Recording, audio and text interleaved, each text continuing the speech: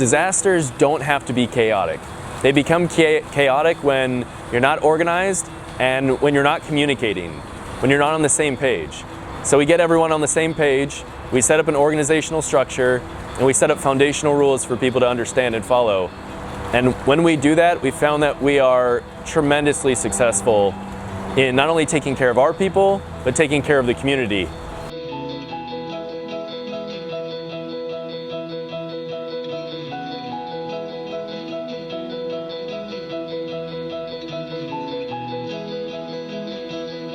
Within the Army, we wrapped up to serve 4 times as many people as we normally serve during those times, especially from the previous years. And so moving now into what we call EDS, or more so our disaster preparedness, readiness, and response phase, because we've moved into fire season, there's certain challenges that come with moving into that phase that weren't there last year because of COVID-19.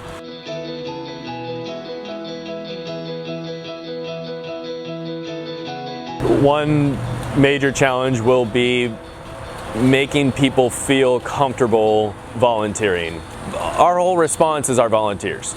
So that's why keeping our people safe, keeping everything clean and sanitized, providing masks, providing gloves, providing protective equipment is so important, so we can attract volunteers to feel safe enough to work with other people. How do we create distance between our volunteers and our staff and our core officers or our social service administrators and those that we're serving? How can we make them know that we care for them while still being 6 feet apart? So we've been able to do that successfully during this COVID response from March to June. We're doing drive-thru distribution instead of face-to-face distribution in a lot of cases. We're providing masks and gloves to our own volunteers and staff so that they can feel safe when they're providing for other people.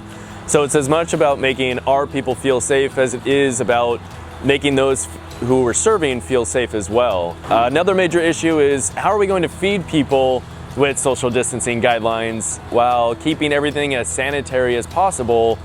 And one way to do that is to make sure that, it's been a rule of ours all along that if anyone's feeling sick, they're not coming to work. Okay, that's a major thing right off the bat. Another thing is that we've been working with the American Red Cross, who has developed their own national mass care strategy for how food delivery and food serving will happen.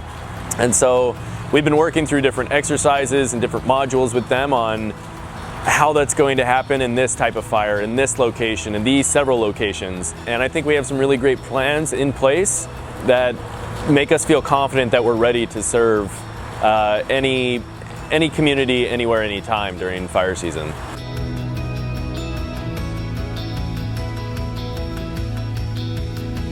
We're at the very beginning of fire season. The worst fires happen between August and November, almost into December. We've been training people and having meetings on what worked on the past fire seasons and what didn't work well, so we never have to do that again, and what can we do better for next time. During our next disasters, we're implementing shift schedules so that nobody really burns out. Nobody's working more than 8 hours at a time during a disaster. So we can keep people for longer and keep them going and keep them feeling stronger for longer and feeling more confident in the services that they're providing.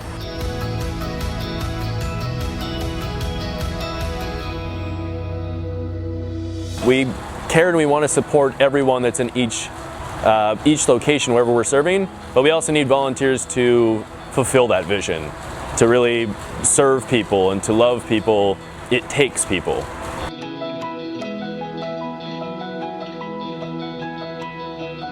Donating with monetary donations, donating your time and coming out and volunteering with us, and then just spreading awareness, because the more you spread awareness, the more of both those other things we may be grateful enough to receive.